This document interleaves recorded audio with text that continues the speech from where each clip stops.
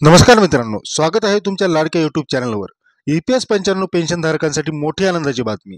EPFOने केले जाहीर नवीन मार्गदर्शक तत्त्वे आणि पेन्शन प्रक्रियेत झाले मोठे बदल. पेन्शन वाढणार, नवीन सेंट्रलाइज पेमेंट सिस्टीम लागू, पेन्शन मिळवण्याची प्रक्रिया अजून सोपी. ही महत्त्वाची बातमी जाणून घेण्यासाठी व्हिडिओला शेवटपर्यंत नक्की पहा. अजूनही तुम्ही आमचे चॅनल सबस्क्राईब केले नसेल तर लगेचच सबस्क्राईब करा आणि समोरील बेल आयकॉन प्रेस करा, जेणेकरून असेच महत्त्वाचे अपडेट्स तुम्हाला वेळोवेळी मिळत राहतील. EPS 95 योजना मोठे बदल. CPPS प्रणाली लागू 1 जानेवारी 2025 पासून. आता पेन्शनधारक कोणत्याही बँकेत शाखेतून पेन्शन घेऊ शकतात. PPO हस्तांतर करण्याची गरज नाही. ISFC प्रणाली अंतर्गत नवीन बँका व शाखा सहज जोडल्या जातील. संयुक्त घोषणा प्रक्रिया सोपी. नवीन मार्गदर्शक तत्त्वे SOP 3.0 जागा घेणार. पेन्शन प्रक्रिया अधिक पारदर्शक आणि सुलभ होणार. पेन्शन वाढणार मित्रांनो. EPS 95 अंतर्गत किमान पेन्शन सध्या 1,000 आहे.